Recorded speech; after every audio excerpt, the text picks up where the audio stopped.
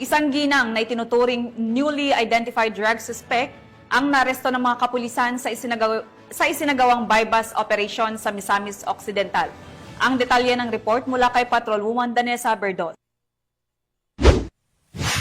Tiklo ang isang newly identified drug suspect sa kinasang drug bypass operation ng mga operatiba ng Police Drug Enforcement Unit Misamis Occidental at Osamis City PNP sa Barangay Dolores, Clarid, Osamis City, Misamis Occidental. Nilala ni Police Major Alvin Tamayo, officer in charge ng Clarion MPS, ang drug suspect na si alias Blondie, babae may asawa at residente ng nasabing lugar.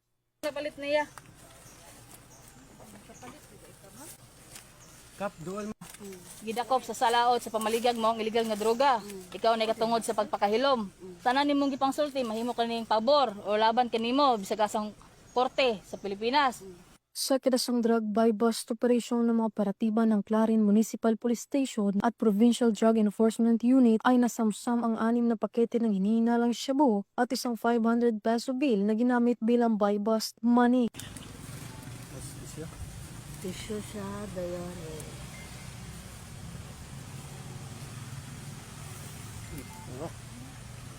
Isa. Tulo. Pat. 5. Unom. Ang suspect ay nahaharap sa kasong paglabag sa RA 9165 o Comprehensive Dangerous Drugs Act of 2002. Mula dito sa Camp Capistrano, Gusa, Cagayan de Oro City, ako ang inyong Police News Network correspondent, Patrolwoman Danessa Berdos, alagad ng batas, tagataguyod ng Balitang Pulis.